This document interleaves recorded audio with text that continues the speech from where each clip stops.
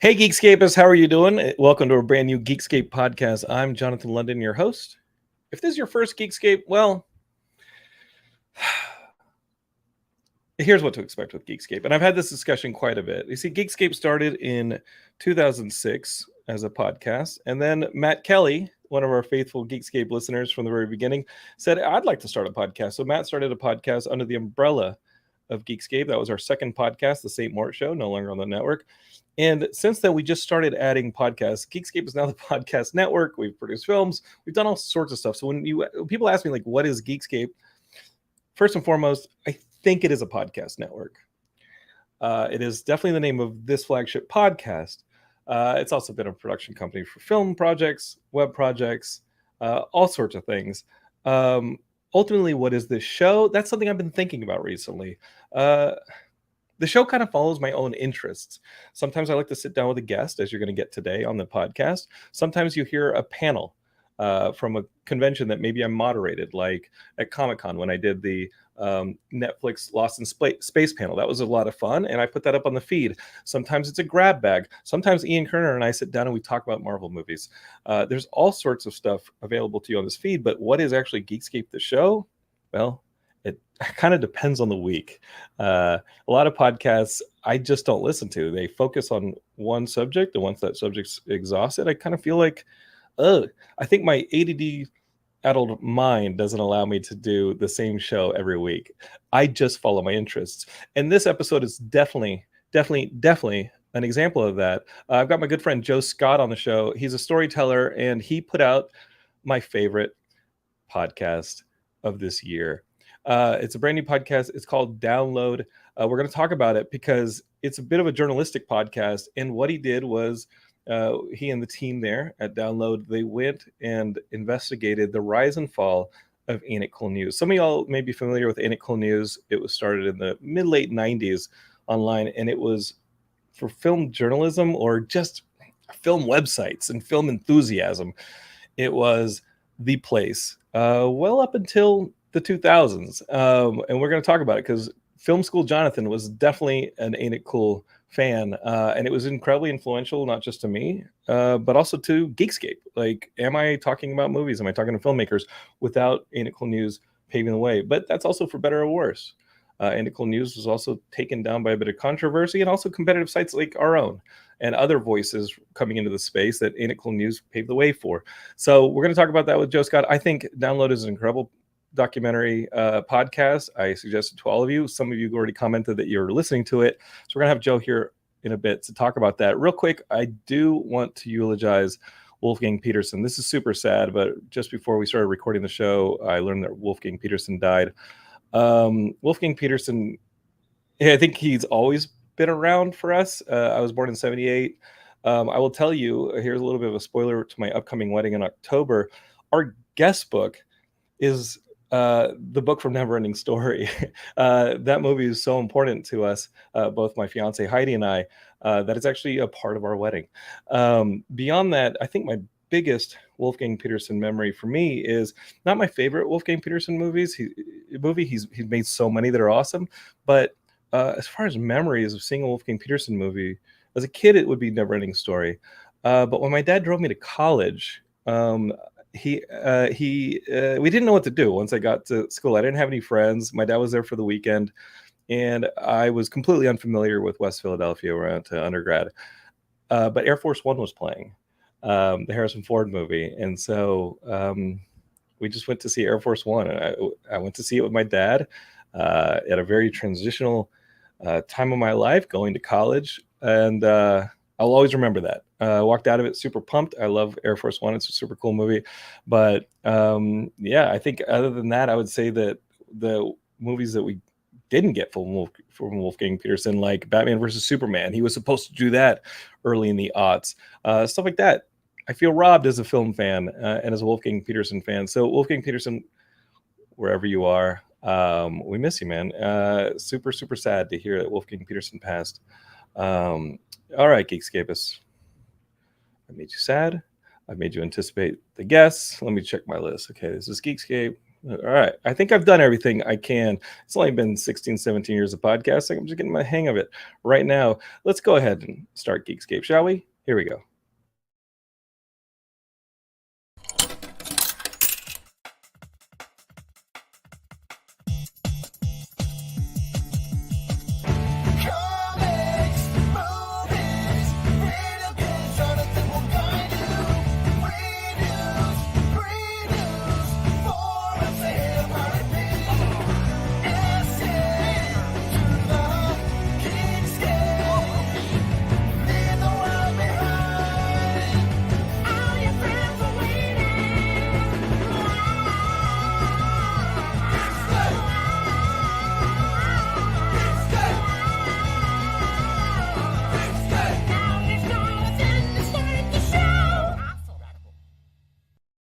All right, Geekscapists, where would we actually be without the Geekscapists? And if you're listening to this on the podcast, you include yourself. But if you're actually watching live on YouTube, Facebook, or Twitch, definitely thank you for being a part of this live episode. Because when Jonathan gets in trouble, he goes to the comments, and y'all are there to help me out. What is Geekscape? Well, Frank Bowen, who I used to work for over at THQ when I used to write video games, says, it is just wicked cool and fun. I really appreciate that, Frank. He's actually watching on LinkedIn. We're streaming to LinkedIn. So if you're dropping your resumes, hi. Thank you for joining us. Matt Kelly, who runs the Geekscape Podcast Network, says, it's a podcast network in theory, but it's also a collective of creative humans in reality. Oh, thank you, Matt. We are creative humans. Matt's co-host, Matt Milligan of the band Wheatus, who does a show here on the network, is going to be my guest next week. They're going through a little bit of a thing right now. If you're on TikTok, the teenage dirtbag trend is blowing up, and Matt was in the band Wheatus, who did that song. So Matt, congratulations. I hope there's lots of songs being downloaded and fill in your pockets with some royalties, and I'll see you on Geekscape in a week. Chris Favalios, who co-hosts the Geekscape produced One Hit Thunder podcast, says that Heidi and I should just scream out new names for each other as vows. I actually had the idea of putting out assigned seating at my wedding, not by people's names, but the nicknames I've made for them, or will make up freshly for them, and they should find their seats based on what Jonathan would call them. Could get out of hand, could turn mean, so I'm not going to do that. Jim Pugarelli says his favorite Peterson movie is Enemy Mine. Absolutely. Remember when I had Louis Gossett Jr. briefly on the show in 2007, and I just asked him to talk in Drac? I forget these Geekscape moments until you guys bring them in, bring them up to me. But that was cool. I had access to Louis Gossett Jr. for all of like maybe 5 minutes, and I just wanted him to speak Drac like he did in Enemy Mine. I love that movie. All right. No more filibustering, Geekscapists. My good friend Joe Scott is here. He's going to talk all about this brand new podcast he started up, I think this year, called Download. It's a journalistic podcast. He is an awesome storyteller. I completely consumed, couldn't get enough of all the episodes of the podcast. I recommend it to y'all completely. But let's hear from Joe. He's the guy who helped put it all together. Mr. Joe Scott, welcome to Geekscape.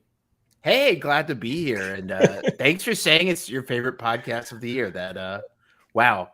I honestly, Joe, we run a podcast network that has just gotten out of control. Yeah, it's just gotten out of control. We have close to 30 shows now. Matt Kelly is doing such a great job adding shows to the podcast network. There are more coming that I know about that I'm excited about. Here's the truth. I only listen to a handful of podcasts because they either grab me or they don't. I listen to a few Geekscape podcasts, just kind of like keep up with the network. Outside of Geekscape, I listen to mainly journalistic podcasts like your own. I like sports podcasts. I like all sorts of podcasts. But when I saw an ad for Download, and it just checked all the boxes for me. I grew up in Austin. I knew all about Aint News from the jump. I knew about Harry Knowles, who started Aint News before Aint News, from going to comic conventions there in Austin. He was a loud character just to begin with. And then I started downloading this show because I think I'm like you. Like, we just kind of trailed off being an Aint fan sometime in the early 2000s as we came out of film school, came out of college. and then it just felt like I was taking a nostalgic road trip, for better or worse, considering their history, back to the Ain't It Cool News days that I think helped form this podcast network, helped form this podcast. I think helped inform, for better or worse, some of my storytelling habits. What kind of led you to putting together Download in this first story on Ain't It Cool News? You know, I had a lot of the same experiences you did with the site, where it was just very formative. You know, sort of growing up in the early internet, the internet was more free range. There were just websites, sort of these outposts of information that were spread everywhere. And now everything's sort of just been put in single file through social media feeds, which is great. That's definitely a more organized way of experiencing the net. But, you know, back in the old days, you found an outpost. If you even like part of what they fed you every day, that's just where you went. So I was at Ain't It Cool News in the morning before I even checked my email address every day. And I would often be there up until late at the night, sometimes just reading the posts, reading comments people made. And, you know, some writers were actually really good. And I think when I tell people that, they feel dismissive, they feel a little holier than thou. But there were some great writers who worked for the site, you know, and unfortunately, a lot of what they did was sort of overshadowed by Harry's behavior, by Harry's writing. Yeah. I think I'm friends with Drew McQueenie on Facebook, but I'll tell you, in 2001, I got senioritis real bad my last year of college, and I made a 75-minute movie. Geekscapists, don't get your hopes up; you'll never see it. And it was called Spores. It was Night of the Comet. It was two geeks working in a radio station, like I was, and a comet comes past, and the dust turns people into zombies. And now these two losers look up, and they're like, "Oh my god, there's zombies everywhere." The movie is terrible, but I remember in 2001, as a graduation gift, my stepmother Alice rented the original Alamo Draft House on Colorado in Fifth there in Austin. And that was the very first Alma Draft House. It was a complete fire hazard. It had hay bales on the walls. And yes, I remember seeing so many South by Southwests in there. I mean, it really was like the beginning of that whole like cinema resurgence in Austin as far as a fan perspective goes. Obviously, Robert Rodriguez and Linklater and those guys had already started their own thing producing movies in the local area. But as a fan, like the place to go to be a fan, that Alma Draft House was the place. And so when we were gonna show Spores there, we showed Spores there in May of 2001, and I invited anybody from Ain't It Cool News who wanted to come to watch the movie. And Quint showed up, and he watched the movie. And C. Robert Cargill showed up, Massa Worm from the website, who went on to write Doctor Strange, and he just did it's called The Black Phone, the one that just came out. Yeah, it came out on DVD today. Oh wow! So go watch The Black Phone if you're into horror movies and Blumhouse films. So they came, and I was like, sorry, this is what I remember, Joe. I was so excited. I was like, so what'd y'all think? And they were like, the movie's terrible, Geekscape. You're never going to see it.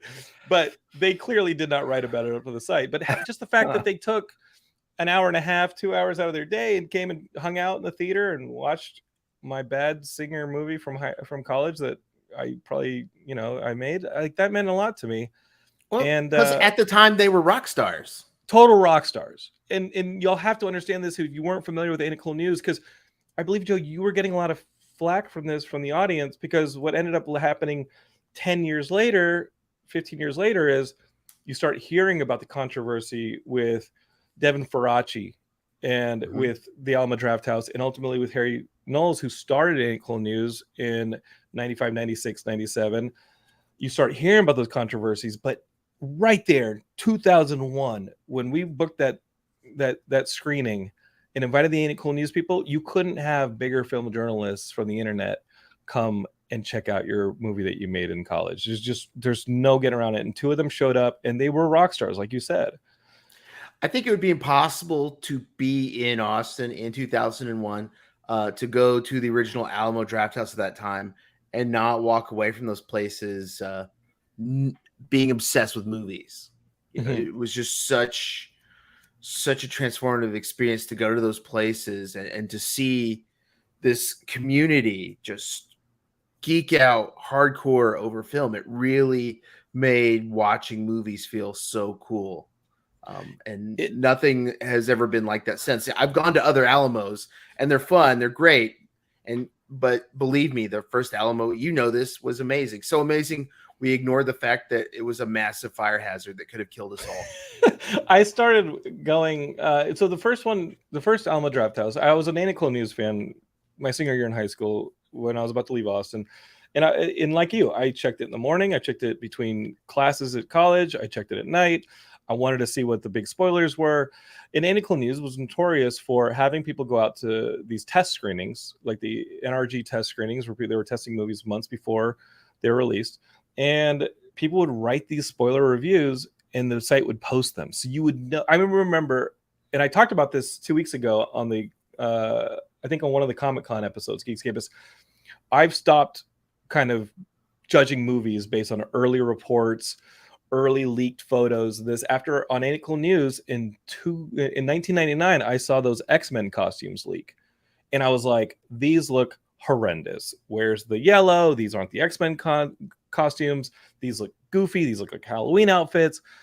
And then X-Men comes out, and it was fun. And X-Men's great. And I had so much fun with the first Bryan Singer movie, the first two Bryan Singer movies. And I was like, you can't judge anything from a spoiler on the internet, but that is what Aint News made their reputation on, you know, and it made them rock stars, like you said. Yeah, it definitely sort of created what sometimes a funnel of hate, where something opens in that funnel, and no matter what happens, your experience of going to that movie just leads you down to this hole.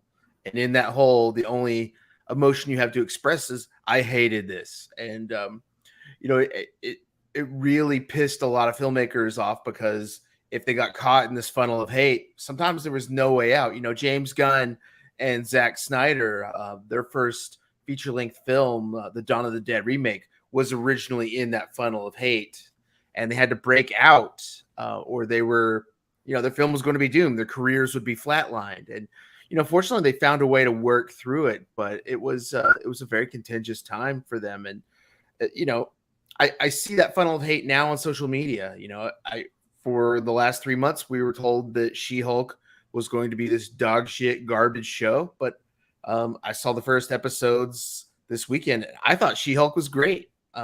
So I think definitely just forming your own opinions based on the experience of watching the thing is the way to go. I agree with you. It did feel like, I mean, I was kind of biased towards Aint News at the beginning, and in Geekscape, it's only in retrospect, knowing how these communities ended up, how the Aint News community ended up, how the Alamo Draft House community ended up.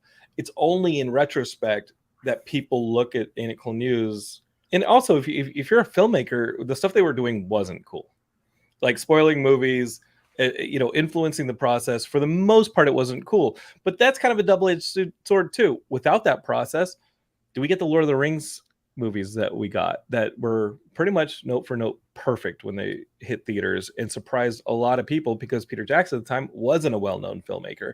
And remember, those movies when they were in development were the movies that could completely destroy New Line.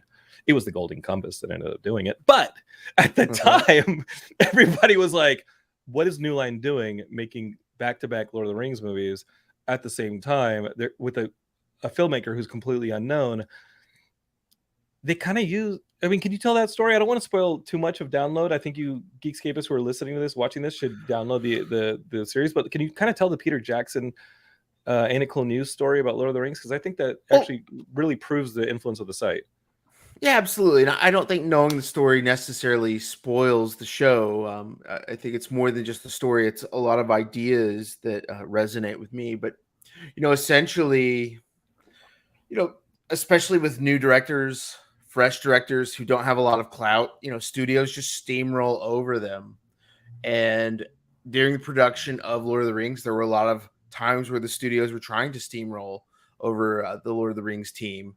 They wanted, here's a great example, they wanted Samwise Gamgee to be a girl because, you know, J.R.R. Tolkien didn't have a whole lot of dates. He didn't write a whole lot of women characters in his books. It's just what it was. So they were trying to add a more female perspective to the film. And, I think there's a case to be made why that might not have been the worst idea. But all that aside, this was a horrible idea. So they would start leaking, an anonymous crew member would be leaking information to Ain't It Cool News, who would then write these incendiary reports. Oh, this is happening. This is not going to be good. This is going to be bad. And the studio was getting mad. Peter Jackson was warning the crew, like, don't spoil the story. Don't leak information to this website. You cannot do it. We're getting in trouble. And then, according to C. Robert Cargill, the person who was leaking all the information was Peter Jackson himself. He was just trying to stay in charge of the narrative and drive the narrative and push his agenda and to have his way, which, who knows how bad Lord of the Rings would have been if the studios gave us what they thought was best. Originally, they wanted it to be one film, then maybe two films. Peter had to fight to get it to be the 3-film version. And, it was a fight every step of the way. And I think ultimately that fight might have broke Peter Jackson as a director, as a filmmaker.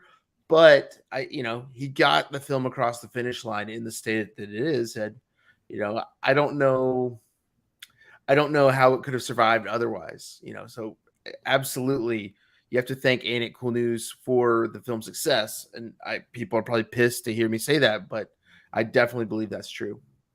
And Geekscape is looking back, there weren't Marvel movies every weekend. There was no chance of a She-Hulk TV show. There wasn't a chance of a Guardians of the Galaxy. There wasn't a chance of any of this nerd culture dominating the multiplex or dominating the TV. You were never going to get a Sandman series like the caliber of the one that you have on Netflix right now. It just wasn't going to happen because the studios were so in control. So you were get Batman and Robin. That's what you're going to get. And when you download the podcast, you're going to hear a lot of conversation about that Joel Schumacher Batman and Robin, because that was also a big turning point for Ain't It Cool News towards the hate. And one thing that I thought, I saw an early criticism of this, I think in a comment. Oh, y'all read the comments out loud in one of your feedback episodes. But what Joe does do in a way, I think that even if you aren't familiar with Ain't It Cool News, I think it's great to listen to this series, because what Joe does really well, and I'll go ahead and talk about you in the third person. Welcome to Geekscape. Is you do parallels to that early beginning of like incel talkback toxicity on this website, where they're calling for the heads of Joel Schumacher and the filmmakers that they don't like. Just incendiary posts and they're not reined in either. There was not a whole lot of moderation of those talkbacks. As a fan, I didn't enjoy going to the talkbacks because I felt like a lot of that stuff was going to start getting pointed at me if I stood up for anybody. So it really was a pretty nasty place. But what you do, Joe, and I think you do well, regardless of the criticisms that some people might have, is you parallel it to what is starting to happen, what we've seen happen in the last few years, maybe even longer, as far as the political discourse in this country. The people let's just say angry people, like angry white people, angry white dudes, the incel culture. And this isn't just political. We obviously see it with like the Snyder, the Snyder Cut movement, or we see it with people getting doxxed or just run off of Instagram, like Kelly Marie Tran from The Last Jedi. You start to see the abuse towards women, the abuse towards minority groups. And there was a nascency of it here on Ain't It Cool News, and they allowed it to not get moderated, to not get filtered. And it turned into, what, 4chan, 8chan? Yeah. Yeah. Do you really believe that the nascency of those things, of those movements, were the Ain't It Cool News talkbacks? So I'm not going to disagree with you. Yeah. The Chans came to us from a website called somethingawful.com. Yeah. Which was created by a gentleman who called himself Low Tax. And Something Awful was a contemporary of Ain't It Cool News. Ain't It Cool News launched, and it was a lot of film discourse, and then, some toxicity, and then Something Awful, I think you could describe it, especially in the early days, as some film discourse and then a lot of toxicity. And I there's a really great book that I would recommend everyone read. It's called "It Came from Something Awful" by Dale Barron, and it really breaks down the history of that site and its impact on the world we live in today. Because there was a toxic culture there. Steve Bannon discovered this toxic culture. Running scams in the MySpace world, or not MySpace, Minecraft world. Mhm. And he's like, wow, this is like an army you can mobilize.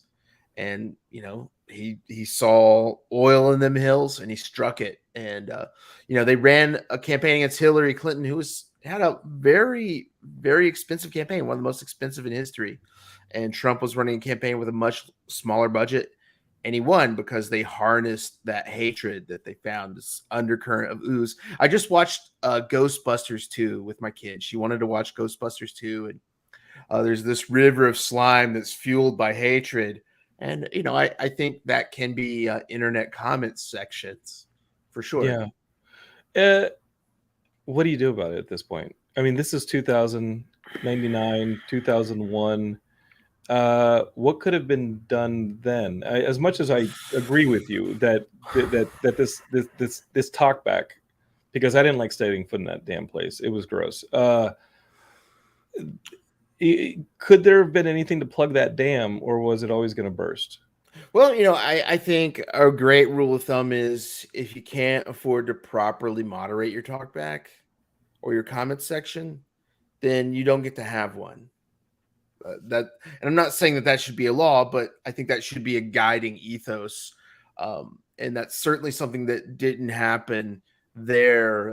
And it was especially bad for the women who wrote for Ain't It Cool News, because every one of their articles, there were just tirades of misogyny, of people basically bragging about how they wanted to sexually assault these women for the sole crime of wanting to write about movies. And that's a terrible space. And if you think about it, like, even though these women were not getting paid, they were employees of Ain't It Cool News. So Ain't It Cool News has a responsibility legally, as employers, to protect the people who work for them. And they endured a lot of abuse. And I think that I think they should have turned talkbacks off. And the reason they didn't is because they made money off of it. Talkbacks kept that site alive and relevant long after, the writing had started to dissipate. People stopped writing as much. Drew McWeeny left. The talkbacks churned the rent, so to speak, with the ads and everything. And I think they were dependent on the toxicity. And I had a very personal experience myself, honestly. We did a series of episodes in between the narrative episodes where we ran comments from the readers. And, I thought it would be a great experiment just to read the most toxic, hateful remarks these people made. Just to show, the impact, the lingering impact of Ain't It Cool News. And what I didn't realize is that as I was reading these comments, I was fueling them. And How so? because Yeah. I'm reading the worst comments, and then there were people who were actively trying to say the most hateful shit so that they could have their comments read by me on my show. You're rewarding And behavior. I was rewarding the behavior. And where I hit the line was when they started making sexually aggressive comments about my producer, a woman named Chris Bell, who works very hard on my show. She's incredibly brilliant, a hardworking person, and no one deserves to be talked about that way. But, me, as someone who really appreciates everything this person's done for me, I was like, yeah, I can't do this anymore. And so if you notice, there was sort of the final batch of episodes. I stopped doing comment sections. One, for time reasons. I just wanted to focus on the narrative. But then the other piece was I was feeding this monster, the same monster I was criticizing on the show. It was sort of a weird parallel that happened. And I think people have got to be smarter about how they create comment sections. And Elon Musk wanted to buy Twitter. And one of the things he was talking about was making it a space for free speech. And I don't think he realizes that sometimes the people who pay the most in terms of free speech are marginalized people who don't find any freedom there. They're completely shut out and shouted down and harassed and bullied and abused, and sometimes the threats manifest themselves in physical ways as well. And so I do think we need to find ways to be more responsible for these spaces. We wouldn't just give a handgun to a small child, and this is an extreme example, but I think that we're creating a place that socializes people to behave in the worst way possible. And the problem is spiraling. We see it in film Twitter, but now we see it in everything Twitter. And the Ain't It Cool News effect has spread to the news and to politics, even religion. And I'm a little wary of it, because the one thing I talked about on the show is Ain't It Cool News it might actually be the first website to have a comment section. I remember you saying that, and I was, what I do whenever I listen to it, I said, is this the way Jonathan recalls it? Because I think I was there from almost the launch of Ain't It Cool News. Yeah. And I couldn't refute it. I mean, I've been friends with some of the people who talked about Chris Gore, et cetera, in the podcast. I've been friends with people like Chris Gore for almost 2 decades. He's awesome. Chris is great.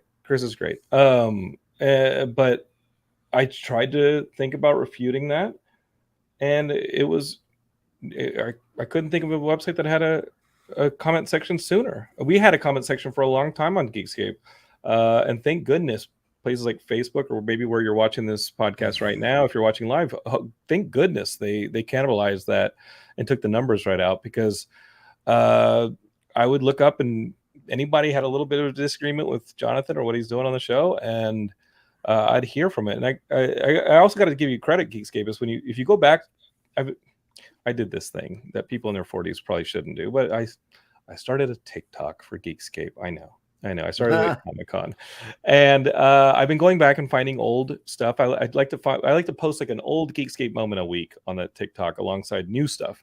The one I just posted this week was Grant Morrison talking about the hyper entity from Comic-Con 2007. I also did the famous Stan Lee calling Geekscape Dickscape. That's up there, Geekscapus. But I'm going through the old archives of Geekscape, but go all the way back to the beginning, and Jonathan's just different. And Jonathan is more edgelord. He is not fun. I mean, I think Geekscapists who were there thought I was fun, but I think our entire culture has shifted into a bit more of a mindfulness. And I remember distinctly my friend Robert Peterson, who has a publishing imprint, and puts out sci-fi novels for it's great. And he was responsible for a lot of guests coming on Geekscape in the first 10 years of the show. And I remember looking up and he was asking if we could get somebody to read one of his books. This is 2016, 2017. And he wanted one of our writers on the website to review one of the books that his novelist was putting out. And I wrote him an email and I said, Robert, why don't you just have the novelist on Geekscape? The download numbers on Geekscape are higher than the readership numbers on the website. You'll get more exposure for the novelist if you just have him on the podcast.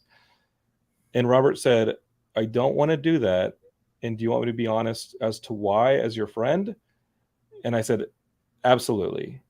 Robert admitted to me in that email that he didn't have fun being on Geekscape, that Jonathan was working on his tight five, that he was burying the guest in the hopes of getting a joke over, or just probably, and that is absolutely who I was. A lot of that is remnants from what I thought was cool and edgy, and would get responses, as you said, from places like Ain't It Cool News, where you learn the language, you learn the quote unquote language of film discourse or film criticism or just film enthusiasm. And a lot of that stuff I was seeing was in the DNA of that early Geekscape stuff. A bit horrified by it.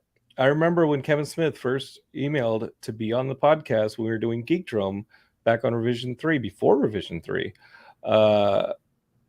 he sent me a blind email. Kevin Smith had never been on a podcast before.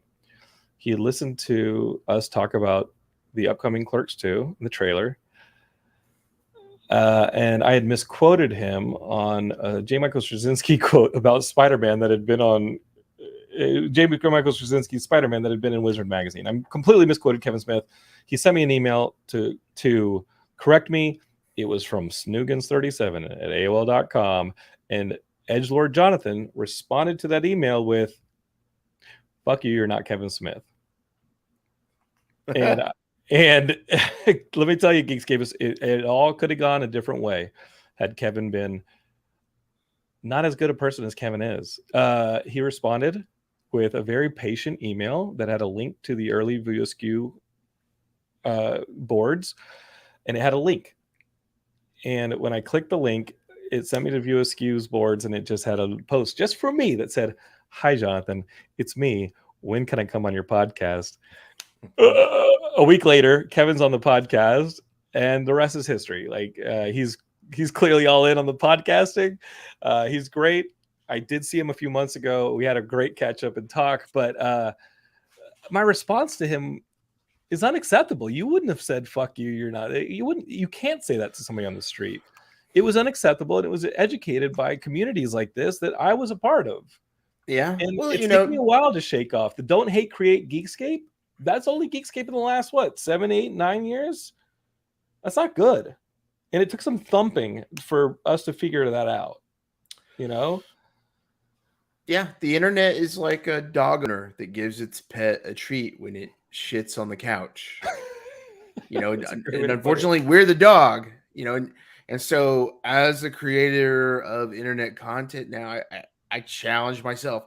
I challenge everyone. We've got to start finding ways to give the treats out when they shit outside.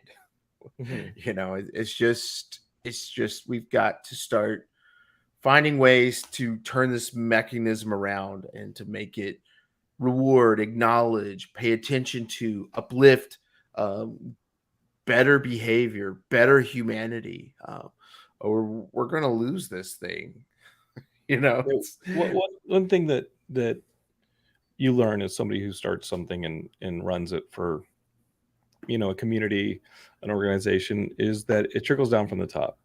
And I think as a result of Jonathan's personal course correction is that we start to have more people wanting to be a part of the podcast network. They want to call Geekscape their home. I think I'm really, really proud of the work that Matt Kelly's done building the network that everybody's been a part of. I love our podcasters. I love the community that we've had and the positivity of it all. And I feel like that's always been there in a sense. But again, it trickles down from the top. I don't want to pat myself on the back because it is a community and a lot of us are involved in keeping this thing going. With Any Cool News, the top was Harry Knowles.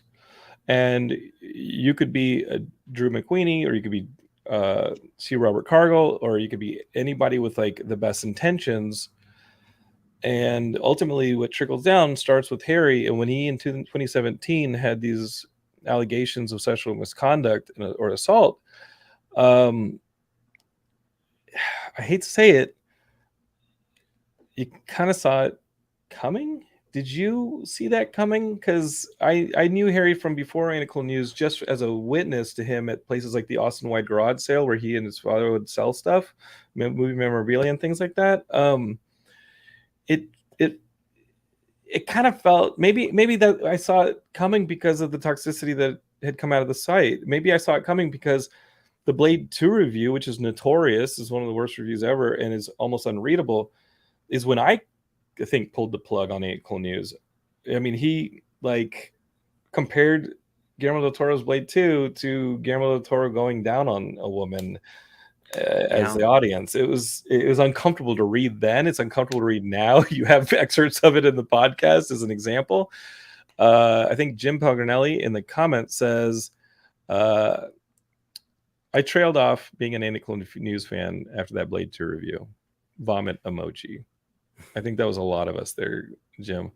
I don't want to spoil too much because it came to I had an audible gasp when I found out about it on the podcast, but Harry Knowles found out that you were doing a podcast about him. Yeah, he did. and I made a very purposeful choice in the beginning not to contact Harry. I wanted to tell the story. I wanted to focus on the characters we've heard from the least. Drew McWeeny, aka Moriarty, C. Robert Cargill, aka Massaworm, Eric Vespi, aka Quint, and other members of this crew. And I felt that, number one, I thought that they were better writers, better,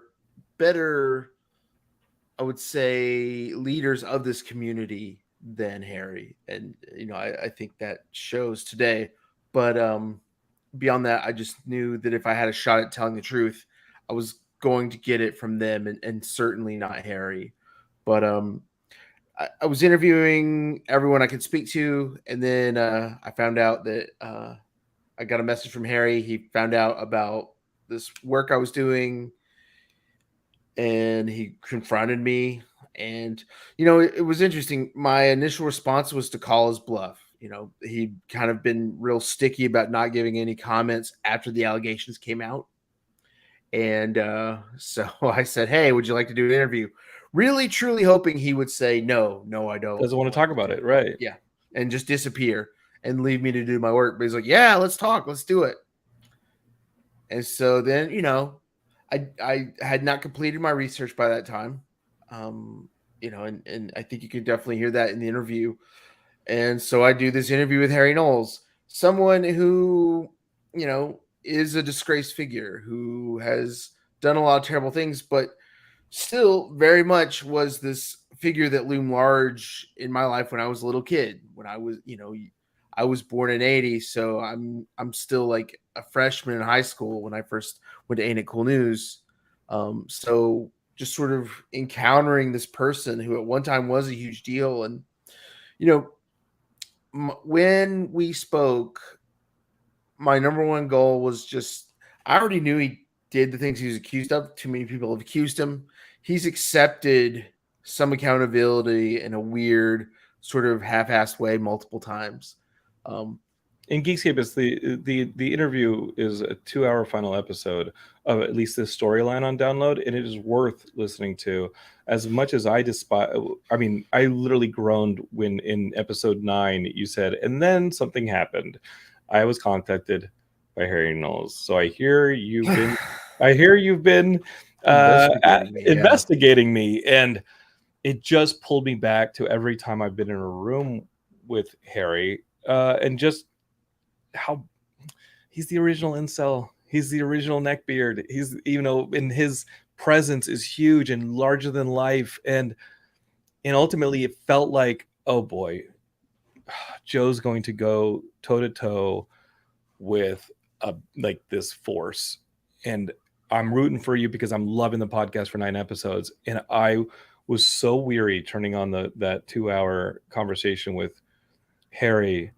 Dude, you did such a great job. And I'm not just saying that because you're on the podcast. I was critical of the first bit because you do so. Your storytelling's great. Geekscape has downloaded this podcast. Joe's storytelling's great. You cut the interview in a really narrative sequence because I don't think that this conversation plays out in the podcast as it played out in real life, because you're saving the really strong stuff for last, talking about the allegations. Yeah. And it really does feel like that first hour when it feels like he's distracting you from, it feels like he's seducing you with his larger than life personality and how charismatic he is, and talking about film this and his larger than life family history. And I'm listening to this being like, we just want to hear if he is repentant. We just want to hear him apologize. We just want to hear him take responsibility. Ultimately. That was definitely the goal for me. Yeah. I wanted to see if he would just take accountability and to apologize. And I don't want to spoil it, but I'll just say that it wasn't the reality I was hoping for. And, I think, I do spend a lot of time talking about his family because I do think that that's part of his origin story. Absolutely, 100%. Yes. if you listen to that part of his story, then you understand why he is the way he is. And I'm not saying to understand someone is to excuse them, No.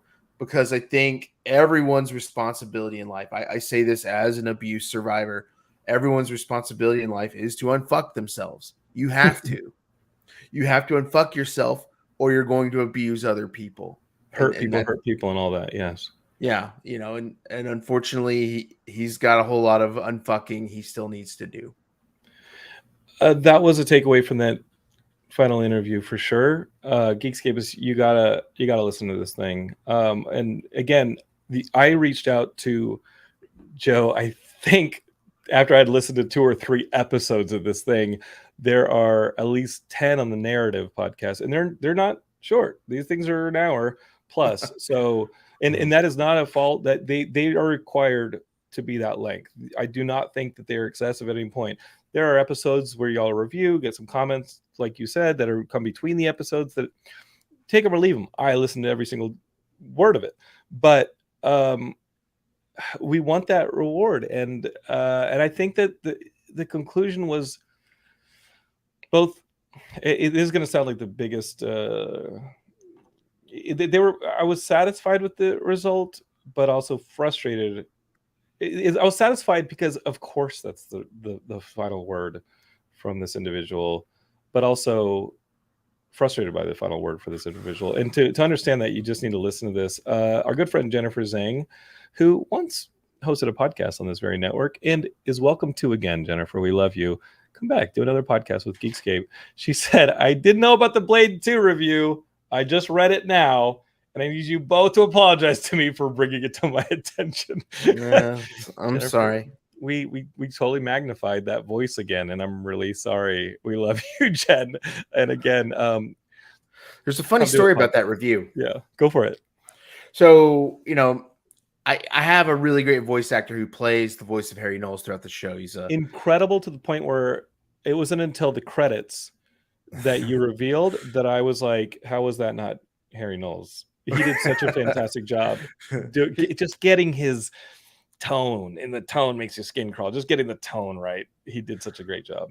He wasn't my first choice, actually. I had another person I'd contacted, and I knew that whoever played this role was going to have to say a lot of terrible shit, and I figured the best way to audition was to maybe give like an example of the worst thing that you'd have to say. So the audition was to record themselves reading the Blade 2 review. And so this guy, I'd known him for a long time. I'm like, I was even going to pay him to audition, which, I try to handle this as ethically as possible. Well, you're giving him emotional trauma, and reading this review is the least you can do. I gave him the review, and then in very rapid succession, I got a message back from him pretty quickly saying, actually, it turns out I'm really busy and I have a lot of things going on, and I'm just not going to be able to audition or do this podcast. Thanks for thinking of me. So then, I went with Ben after that, which is great, because you're right. He did a fantastic job. But he didn't just say the lines. He inhabited the smarminess of that character. And I think what you said is accurate. A part of me did not want this person to take up any more of my life. I honestly gave this website 10 years of my life as a fan and as a reader. And when you started going into his family history, I started saying, no, let's go back to Quint. Let's go back to Masterworld. Let's go back to these guys who I really read the site for. Let's go back to Drew McQueenie, who, like you said, is one of the best internet journalists of all time. And I think that Geekscape has created a lot of incredible internet journalists like William Bibiani, and I really love Eric Francisco, who he sent over to Inverse. And we just have a lot of people who started with Geekscape out there writing for other sites, and I love them, and I'm so happy with y'all. And Harry had a similar situation starting writers off. I described Geekscape as like a farm team for podcasters and writers, and I love that.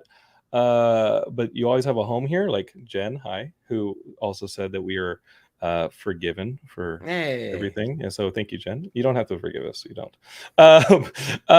But with Harry, when you started going into his family history, there's one thing that I thought was super important, and it's probably why you included it, was they exposed him to every movie known to man, for better or worse, and it created.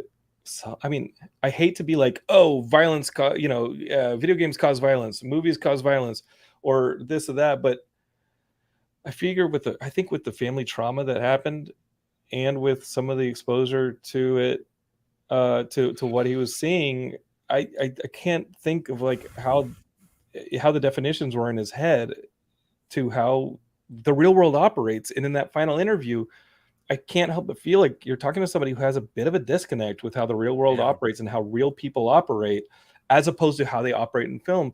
Remember when 9/11 happened, and sometimes our only discourse was it was like a disaster movie. We couldn't believe it. When Geekscape was part of Doc of the Dead, the creation of the documentary Doc of the Dead about zombie culture that we Yeah. did for Epics. Uh, one of the conversations I had with Alexander Philippe was that I felt like our zombie fandom with The Walking Dead and remember Zombies fandom, it was huge, was our own inability to wrap our heads around the high speed imagery trauma that we've been given from witnessing things like 9/11, Katrina, tsunamis, etc., the war on terror, and that the only way that as traumatized societies we could wrap our heads around it were through this fictitious zombie. And I really wanted the documentary, and it's in there, it's fun, it's not fun, it's trauma, is talking about things like survivalism, or talking about things like out of control viruses like we just witnessed, like we're witnessing now. This really what we're talking about. We'll use it through the metaphor of the movies, through TV, fictitious monster. um it feels like that disconnect between the metaphor and the reality is still present in this individual. And I think you were accurate in documenting how he was raised in that environment. Yeah. Well, I think he really has a disconnect um, It made me with sad with the listening to him. emotional side of his life, and I think he has no sense of boundaries. Not that I have empathy for those actions, but No. it was it was it made me sad listening to it, and I was disappointed. Like, dude, you got to come up, you got to pull up from this somehow. Yeah, yeah. You have to unfuck yourself, as my friend Joe Scott says. Yeah, you really do. But I'd known that from the time he was a small child, his parents were playing violent horror films. What I didn't know, and what we found out in the interview, was that they were also playing pornography. And he tries to hand wave and say, "Oh, it's just the softcore stuff." I have a kid. She's 6 years old. If someone played pornography for my kid, I would be physically upset. I Mm-hmm. would be really angry, and there's no justifications, there's no rationalizations as to how that's okay, and it's going to leave someone with damage. It was essentially abuse. Harry managed to go viral again this week and had nothing to do with my podcast. What happened? It wasn't. Actress and Was it on Haish, TikTok? Because I've just been on TikTok. Facebook, Oh, actress and Twitter. yeah. Actress Anne Haish died. Rest in peace. She died um, in a car wreck, fire, smoke inhalation, while driving while intoxicated. And Mm-hmm. Harry's mom died. She passed out drunk, and her house caught on fire, and she burned alive in her own home. So here's a woman who essentially died the same way Harry's mom did. And he wrote just this really flippant statement about her, how he doesn't hold it against her that she was in the movie Psycho, the remakes of Psycho. And right, and you're just like, and everyone's really angry, and they're, again, they're back in this mode again with Harry, where they're just taking their shots. And I get it. It's a terrible But thing the to frame of say. reference is talking about fucking movies. Right. And so, That's horrid. but I truly think it's because he's unwilling, unable to connect something that literally happened to him. He's not able to connect with it in a real human way. And Joe, I wrote yeah. something on my Facebook about Anne Heche. Oh, Geekscapists who've listened to this show for any moment of time know that my older brother Daniel in 1996 outside of Austin was hit and killed by a drunk driver, I'm so and that sorry. yeah, it's why I left Austin. Let's just be clear. It's why I looked for colleges anywhere but Austin. Had Daniel not died, I probably would have gone to Austin, done the radio, television, film thing. It's a great program. And I probably would have maybe discovered film, maybe just stuck with radio, but I would have probably still been living in Austin. Like the ghost of having to spend time after your brother is killed in that place, that I looked for schools outside of Austin to go to. I couldn't live in Austin anymore. Even as it was becoming the cultural epicenter for all things fringe and cool. Um, Anne Heche, when I moved to LA in 03, I got a TV show. I got a job delivering packages for a company called Von Zernick Stratner. They make TV movies. Some are good, some are good. Anne Heche was in one of these TV movies. I was just a dealer. I was the post PA. I take a package. Maybe it's got video VHSs in it. Maybe it's got scripts in it, and I had to deliver them to Anne Heche regularly, once a day at least, if not several times a day. And she had a condo in Hollywood. This is 2004. She did not have to be nice to me. At the time, Anne Heche is just always on TMZ. She had troubles. They were magnified by the TMZ stuff. I can't imagine anybody who has either addiction issues or mental issues and then is under a microscope from these tabloids. I can't understand. Like, that is just a horrible situation. And Anne Heche was so nice to me, Joe. And she also died behind the wheel of a car intoxicated. That's the way that my brother was killed, by someone like that. Do I have anger at Anne Heche? No, I have empathy. I have empathy for the people who have addiction. I have empathy for the people who have damage in their lives that lead them to these situations. They can't unfuck themselves. And I think that the tabloids were pretty bad with allowing her to unfuck herself. They almost made it impossible for her to unfuck herself. And I was super sad hearing that this person who had no reason to be nice to me as a young PA, showing up at her door all hours of the day, delivering stuff, knocking on it. She'd come, sometimes she'd be wanting a visit and be like, oh, they told me you were coming over. And sometimes she'd be like, what the fuck? But she was always nice to me. And the fact that she died made me super, super sad. I didn't even think about her filmography. I thought about the person who was nice to young Jonathan, had no reason to be, because she wasn't always nice to people back in those days for good reason, but she was nice to me, and I was super sad. I didn't want to eulogize her at the top of the show because I was eulogizing Wolfgang Peterson, but that is a story I've never told in Geekscape. Anne Heche was super nice for a period of months to Jonathan, and I was super sad that she died. If you remember the archives in 2007, I was at Wizard World LA, same place I interviewed Louis Gossett Jr. And Kristen Bell and I sat down and talked. That is how I met Kristen Bell, was that same TV movie. Anne Heche is in it, Kristen Bell is in it, and they were both super kind, and Kristen was fantastic, and always remembered me. So I was super sad about the Anne Heche news, and it again, I'm super sad that somebody has a disconnect, and the only way that they can eulogize somebody as saying, I sat through this shit movie one time and I forgive them now. Yeah. So disappointed in humanity. It wasn't, and it wasn't great, but there again, like, I think rather than maybe just ignore the fact that this person doesn't have a healthy way of addressing the death of another human being, the internet didn't do that. The internet immediately sucked it up into its maw and just started running it through the cycle. So Harry got the shit kicked out of him a lot this weekend, and I'm Deserved? not saying, I don't know, I haven't read it. Deserved? To quote Clint Eastwood, deserved. It got nothing to do with it. I just, it was a terrible comment. My personal response is when someone says something awful on Facebook, so long as they're not attacking a group of people's ability to have an identity and to live, I typically just fuck. Why am I even following this person? Yeah. That's the first question I ask myself. You can mute, you can unfollow, you can block.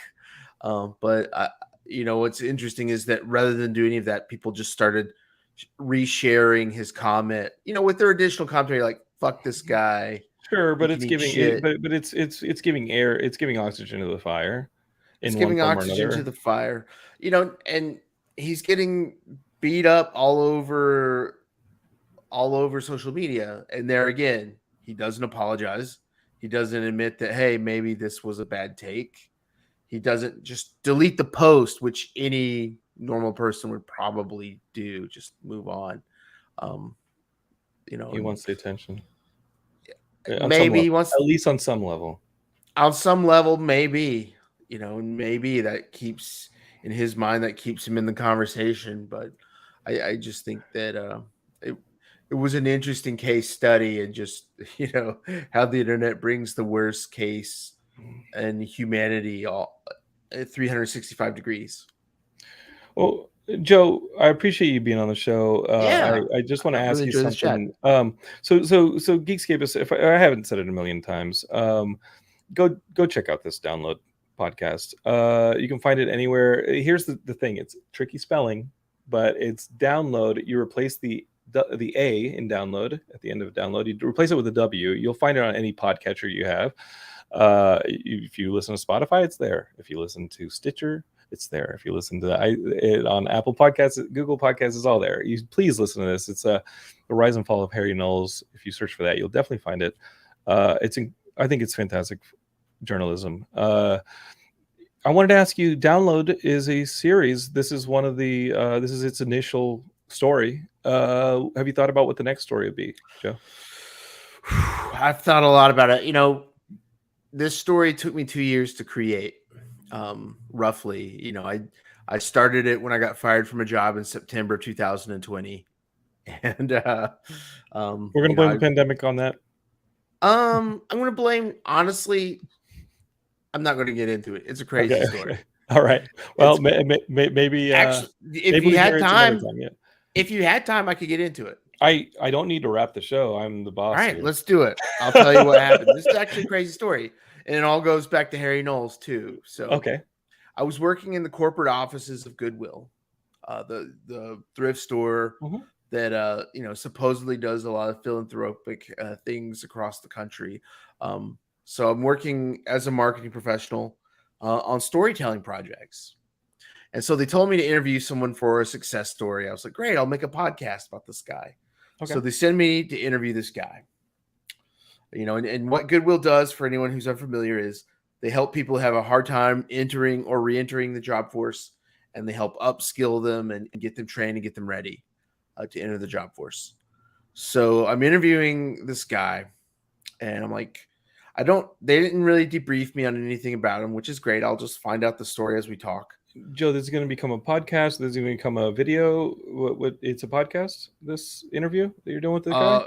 No. Well, it was going to be a video. Yeah. Okay. Got it. And, so I'm interviewing this guy, and he starts telling me how he's had a hard time getting a job. I'm like, oh, well, what happened? He's like, well, I used to be a minister, but then I had to change jobs. And, once you work as a minister, it's really difficult to get a job doing anything else. And I've got to tell you, that was the first red flag, because I am a minister's child. I'm a preacher's kid. Okay. So he tells me this, and it's like, well, I know for a goddamn fact that ministers get jobs doing a lot of things. A lot of people will preach in a church while also having a job, and he's telling me you can't get a job at Starbucks. I'm like, I know so many ministers who work at so many Starbucks.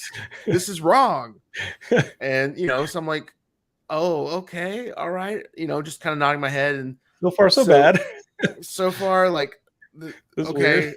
I'm struggling with your premise here. And he's like, yeah. And, people at church, they can just be really unforgiving. And I'm like, okay. Isn't that the purpose of going to church, is some form of forgiveness? Well, okay. So I'm interviewing this guy, interviewing him. We get to the end of the interview, and I'm like, great, cool, man. Well, I'm going to work on this story. Congratulations on all the work you've done. He's like, yeah. Just make sure not to Google me. Mm. So I Google him, and this guy was busted as part of a nationwide child porn ring. He charged with distributing sexual, not just nudes, sexual images of children as young as 2 years old. Oh my God. And, I saw this and I got really sick. As you Number would. one, because he's not taking any accountability. Oh, he's blaming it on the fact that he's a minister of this, they're really unforgiving that, and Starbucks is This a church, corporate they evil. don't understand. They just don't understand that. What the fuck? Right. So I told my boss I wasn't going to do this.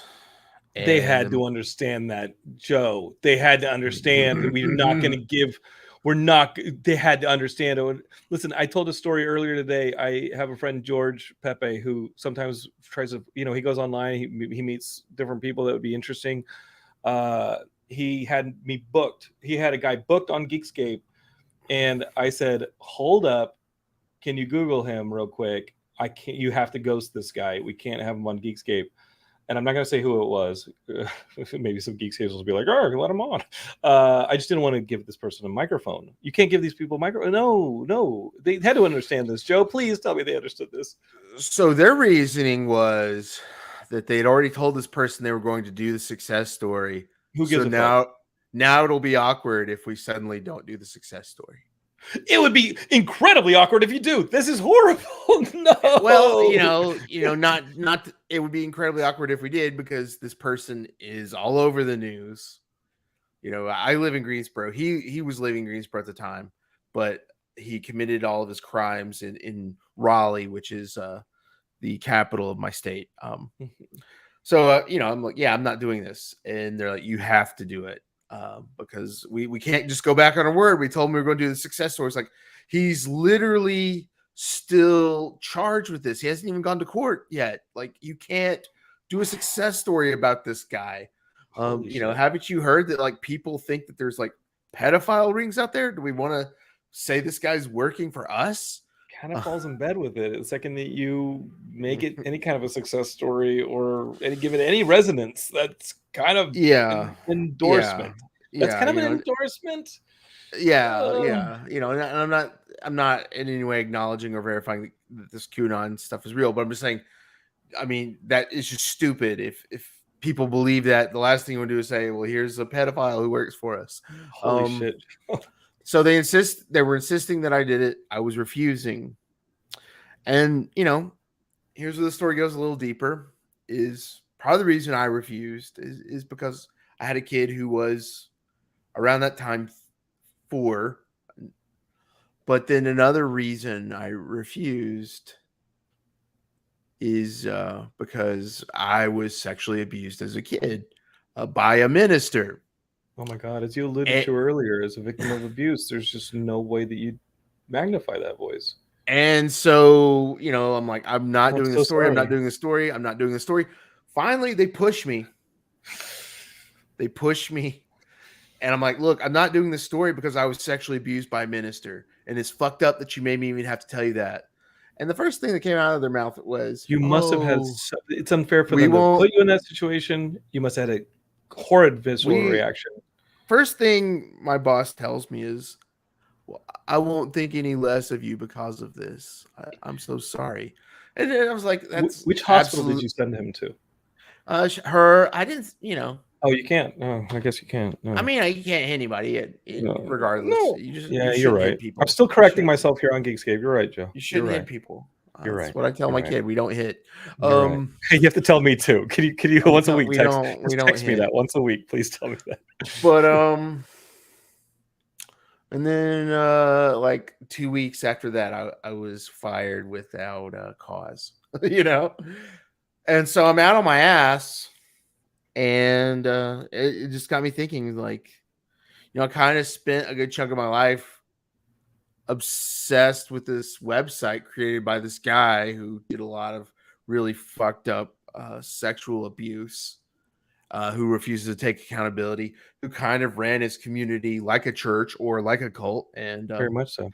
I would like to tell that story now. And I had a bunch of free time. And so when I wasn't applying for jobs, I just did something I never did before. I created a narrative podcast, and that's what happened. That's how it started. Joe, I'm so sorry you were put in those unfair situations. I have a great job now, so I'm actually not sorry. And that being that's said, like interviewing Harry and having him either, and having him kind of dodge a bit in that interview, this responsibility. How are you able to, as journalist to journalist, like, well, how are you able to? How are you not able to just yell at the motherfucker? I've gone to, I would recommend everyone can, if they can, do this. I've gone to a lot of therapy in my life. Mm-hmm. And part of the way I approach interviews is almost like a form of therapy. I ask questions and I listen, and I'm very listen forward. I listen to people more than I you know. So one person criticized my interview with Harry. They said, "You didn't dominate." It's like, well, I don't Fuck dominate. off. I mean, Yeah, this fuck person off. was Like, tell that person this to fuck person off. was a TV news reporter, and absolutely TV news, they dominate. Fine, that's their prerogative. Yeah, but this is a documentary. This isn't. I'm going to go ahead and say this isn't a news story where it's all about gotcha.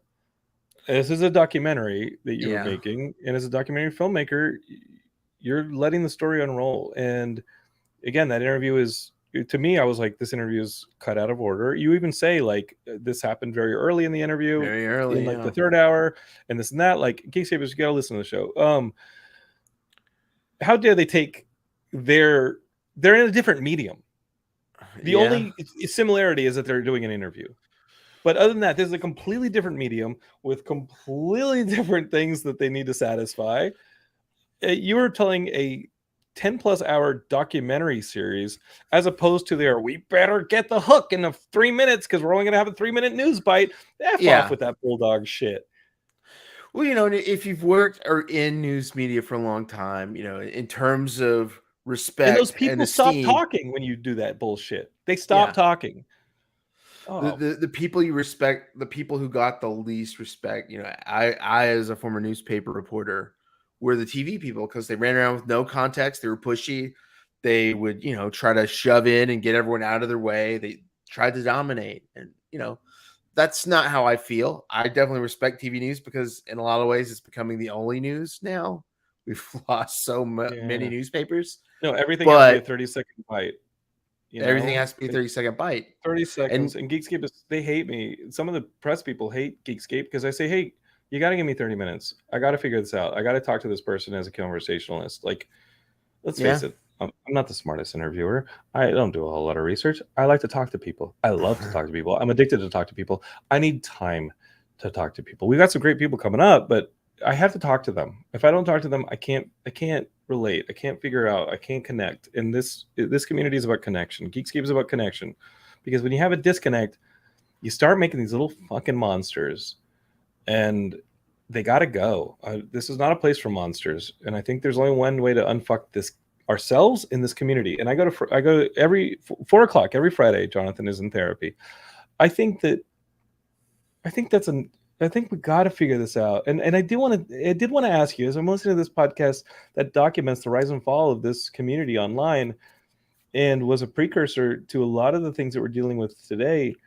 Like, I'm just going to ask you straight, Joe, what the hell am I doing running a podcast network? Like, what? I got maybe 2 more years of this before the whole thing caves in on itself as a podcast. Like, is this medium dead? What do you think? Like, I don't know. Like, you just started podcasting. Like, what are we doing with our lives? I was an early podcaster, and then I laid off to focus on some entrepreneurial stuff, and then just got to work as a marketing professional. But I think podcasting's changing, and I think there's a lot of shows featuring people who are talking, like we are, which is great. But I think for me, the thing that I really seek out are the narrative podcasts, which take a lot more work. They do. And a lot more time to produce. You can say it. You can go ahead and say it. A lot more thought. I get it. No, I I don't get think it. I don't. I think that My they're. heroes were Letterman, who also got in trouble, Mhm. Greg Kinnear, Howard Stern, late night people. Like those were always my heroes. Were the conversationalists, the people who And talked for people. Oprah. Those were my heroes, and that's kind of what Geekscape. You can see the DNA of those comedians and hosts in Geekscape. That's what I like, the long form conversation. But as far as documentary journalism, like I agree with you. I think that's the actual stuff that I consume as a geeks as a podcast listener. right, and I think that. So I think I had a really interesting conversation with this kid. I call him a kid. He's an adult, but I've known him since he was a kid, and he'd been doing this horror film podcast for him and his buddies talk about movies, and then he listened to my podcast, and he's like, "I just want you to know that now I'm making a narrative podcast." Hmm. And I was like, that sounds really exciting. I would love to listen to a narrative podcast about scary movies. Yeah. Absolutely. If you find a good hook, if you find a great angle, and so for people that are trying to break in, I feel like every foothold has been taken. Hmm. Those spaces have been allotted, they've been divvied out. Quentin Tarantino has a podcast where he talks about movies. Wow, I had no idea. You're not going to top that one. You're not going to top that one. You've got to now pivot and do what the Tarantinos and the Kevin Smiths aren't doing, and that's tell stories. And one thing I really like about it too is that it's a fairly new medium, narrative podcast series. I think S Town, which came out of Serial, was sort of for me the one that really said you can do whatever the fuck you want to with this. Yeah, It that was really doesn't interesting. Yeah, it doesn't have to be an offshoot of This American Life. You don't have to tell these little bite-sized stories. You can kind of just like get into the guts of one human's life and tell their whole story. And I told almost a 15-hour epic about a website. Pretty absurd. It was pretty absurd, and I didn't I tell many couldn't have loved it people. more, dude. Yeah, I felt kind of dumb sometimes as I did it. I was like, what am I doing? I mean, I really like it. And, as I would listen to it, like these stories people are telling me are just amazing. And it kept me going. But I, to everyone, I would say find the stories, tell the stories. That's the future. I don't think podcasting is done. And, hopefully your podcast network expands to not be all narrative podcasts, but to just include them into your fold for sure. We've talked about it. I had the conversation today about bringing on finding the resources for that kind of thing. Because I inspired by your show, but also Oh, earlier awesome. ones that I'd listened to. I love the 30 for 30 stuff as a closet jock and Yeah. stuff like that. I think there's a way to do it. We have to find the resource solution here at Geekscape to bring those kind of things out. I have stories that I would love to explore. I don't think I'm the host editor of that. I think that I'm the I mean, Jonathan does the catch-all show. He's a mile wide and an inch thick here at Geekscape. I just like meeting people. I am obsessed with meeting people and talking to them, and I have to meet people every week and talk to them, and I've been doing it for 16 years. Maybe that in itself is the document of myself. I don't know. But Bold T, who's been with us from the beginning, he's over on YouTube, and he says the only way to unfuck yourself is through forgiveness. Forgiveness is not for them; it's for you. Loving kindness, you need to have it. It's the most powerful technique. And yeah, going back to the Anne Haish thing, she was intoxicated behind the wheel. The one thing that took my brother from this world, and I immediately just felt sad, and that she was gone.